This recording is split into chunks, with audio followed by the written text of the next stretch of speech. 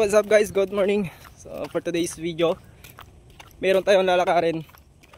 Kukuha tayo ng sasakyan doon sa school dahil papagawa sa atin. So kukunin natin doon at dadalhin dito sa bahay. Tapos bibili natin ng pyesa. Then yun, kukunin na lang mamaya sa bahay ni ma'am yung sasakyan.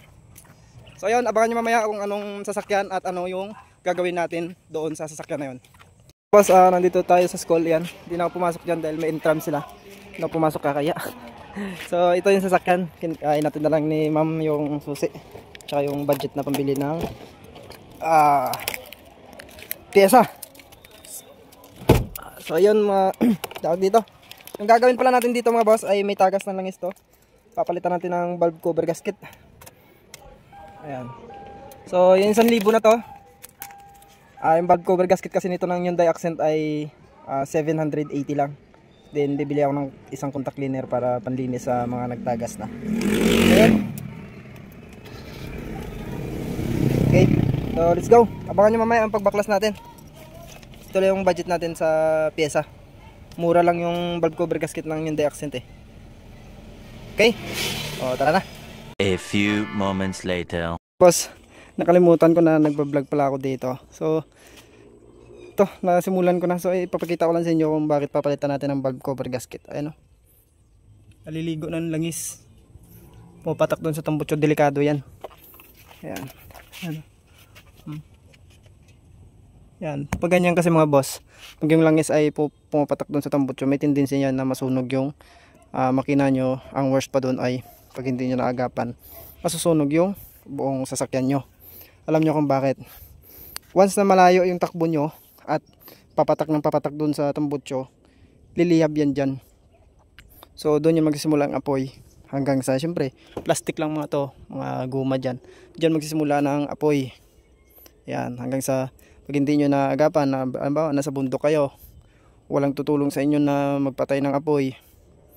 So pinaka worst ay masunog yung buong sasakyan. So ayun, kaya papalitan natin yan ng valve cover gasket. Let's go. Ito yung pinakamalala mga boss oh. Hawin na natin to. Grabe. Oh, grabe. Puno ng langis. Ang tindi nito. So meron kasi itong low power. Baka dito nanggagaling yung low power niya. So dito ko lang lagay sa sasakyan natin. Yan. Kasi may low power to. Problema. Itong problema dito. So ito tuyo naman. Dun lang. Ito basang-basa din. Basang-basa din. Dalawang coil lang yung tuyo. Ito yung mas malala yung isa. Sigurado marami ng ano yan dito. Ay, grabe, puno ng langis. Kailangan pa natin linisin yan. Puno ng langis mga bossing. Buti na lang naagapan natin to. Nai-suggest ko kay ma'am na ano, kasi nakita ko kasi nung ginawa natin yung transmission support tsaka engine support, napansin ko na mabasa yung langis na yan. Yun nga, malala na dito. Boss, para mas malinaw makita nyo na pumasok doon sa spark plug hole yung langis. Ayan o. So ayan. Yung mapapansin mo yung isa walang langis oh. Yung isa halos mapuno na ng langis. Ito mayroong kunti. Ito marami din. So yung sira niyan ay yung valve cover gasket. Ito palitin na to. Tapos yung doon sa kung bakit na pumasok yung langis sa spark plug hole dahil dito sa gasket nito. Ito malutong na oh. Yan. Malutong na. Tignan nyo. Yan. So rubber kasi to. Yan oh. Yan. Sobrang lutong. So siguro simulat sa pulto hindi pa napapalitan to. Tignan nyo. Wow, crunchy. Okay. So ngayon bibilan natin to ng valve cover gasket.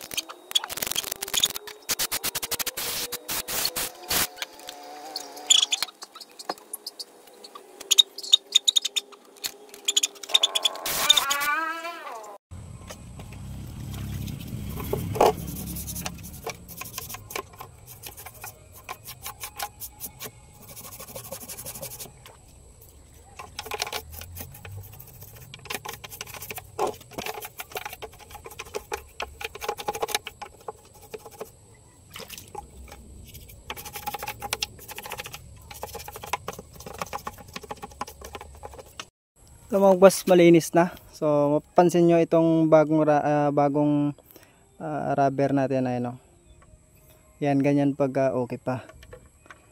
Yan bagong-bago yan eh. Pero ito, ito nyo. Oh, putol. Ito rin putol oh.